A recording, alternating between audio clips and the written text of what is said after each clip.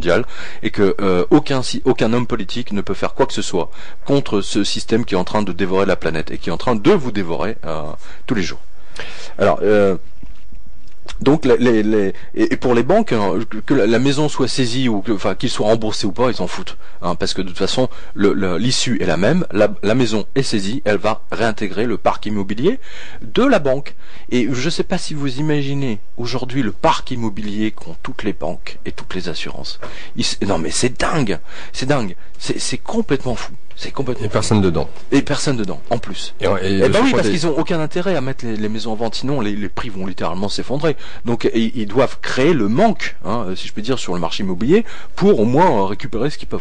Ouais, de toute façon, ça va être des maisons qui vont valoir rien du tout, parce que garder une maison que tu n'entretiens pas, ça s'abîme très très vite. Bref, je vous ai parlé de Chicago, la ville d'origine d'Obama. Eh bien, Chicago, c'est dans l'Illinois. L'Illinois, donc l'État dont vient Obama. Et l'Illinois est en faillite. Alors, l'État, donc, nous dit l'article, c'est un papier d'Ambrose Evans Pritchard. L'État donc est en crise, nous dit Suzy Bessy, qui représente qui, je ne sais pas, il faudrait que tu puisses traduire ce texte. Ben, je ne vois pas la dépêche, comme d'habitude, je ne sais pas ce que j'ai fait, parce que j'ai découpé tout ce papier dans le taxi, donc on va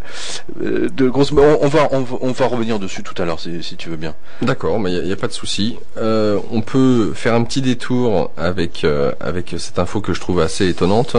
La machine à lire vos pensées est arrivée. Alors c'est une vidéo, il y a le lien, et vous verrez que les écrivains sont fondamentalement des médiums.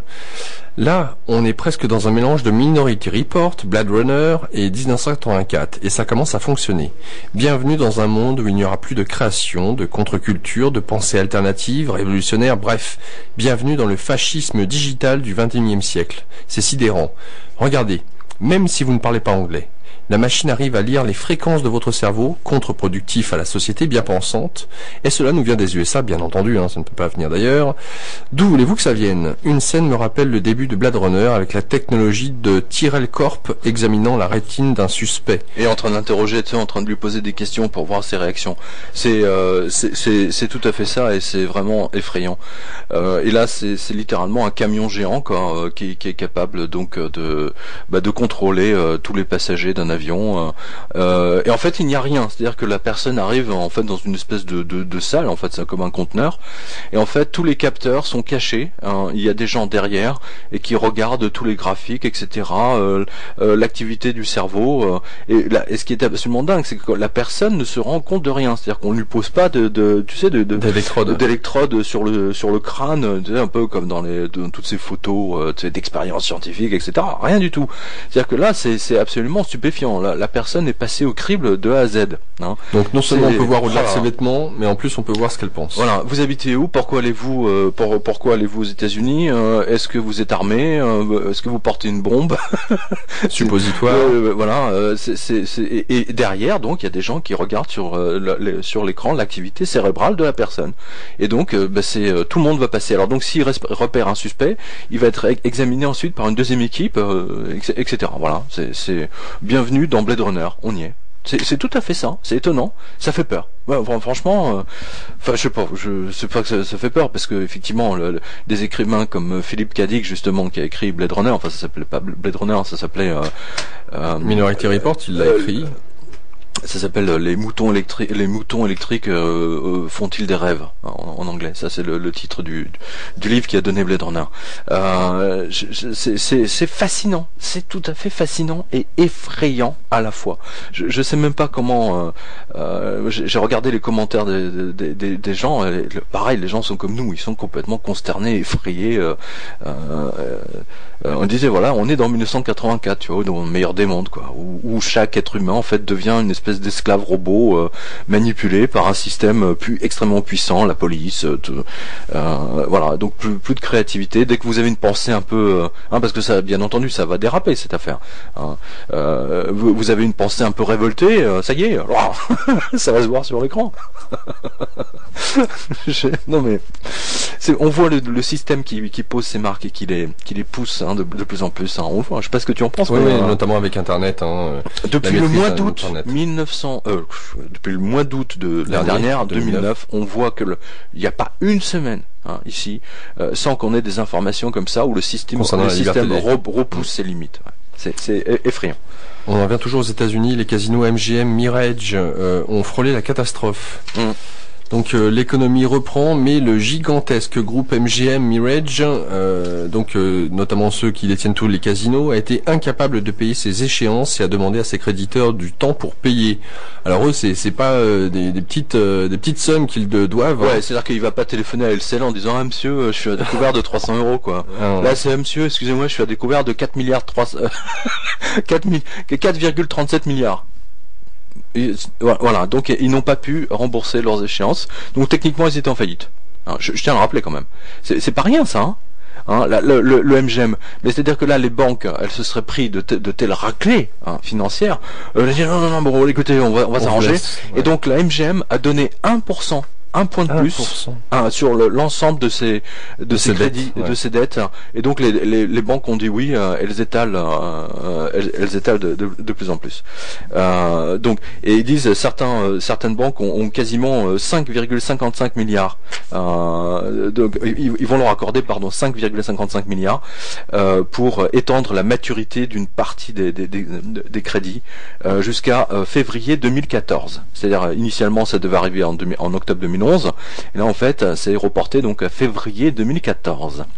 Oups. Il y en a qui ont de la chance. Ah non mais attends, 3 ans de plus. Ils leur ont donné 3 ans de plus. Ils ont étalé moyennant 1%. Bon, c'est raisonnable. Mais on voit bien que quand on vous dit oui l'économie américaine reprend, mais c'est des conneries. C'est des conneries. C'est des conneries, la preuve. Attends, je sais, pour ceux qui ont été à Las Vegas, qui voient le groupe Mirage MGM, ces casinos gigantesques, le Mirage avec ses fontaines, ses flammes, etc., c'est une espèce de paquebot géant. C'est fascinant à voir d'ailleurs ces tigres blancs qui se promènent dans le parc, etc. Les dauphins, ils ont un aquarium gigantesque devant la réception, un peu comme à Dubaï, tu sais.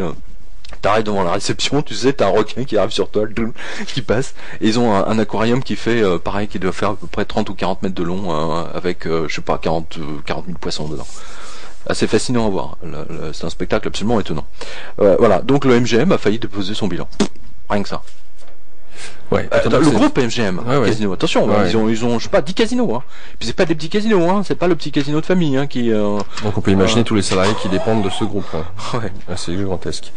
Alors, pour vous donner une idée, tout à l'heure on a parlé des 400 familles les plus riches aux États-Unis qui ont vu, leur salaire, crever le plafond. Eh bien, le travailleur découragé sur la voie du psy. Alors, c'est un article. Ah bah justement, parfait, excellent enchaînement. C'est un lecteur du blog, monsieur Harfeuil, Bruno, qui fait le point sur l'emploi aux États-Unis, qui est en voie d'amélioration, comme tout le monde le sait, bien entendu. Voilà. Seul point, les salariés virés entre octobre 2008 et février 2009 sont sortis des stats. Eh oui.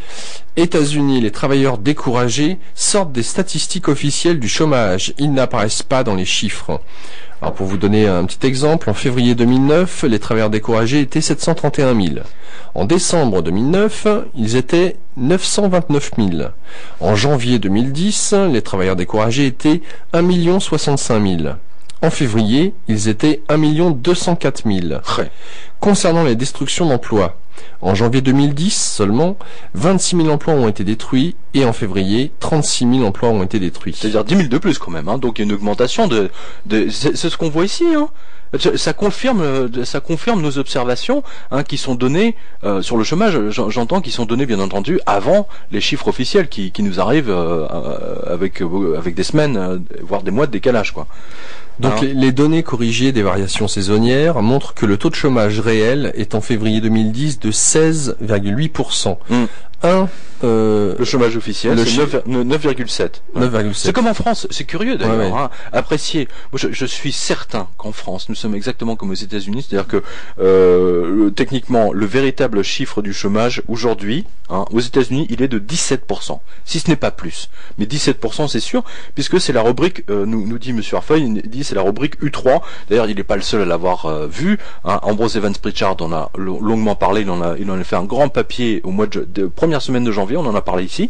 Et donc c'est la rubrique U6, et d'ailleurs sur le blog, donc allez-y, de www.quotidien.com, vous avez le lien en PDF sur les statistiques américaines, vous pouvez le contrôler.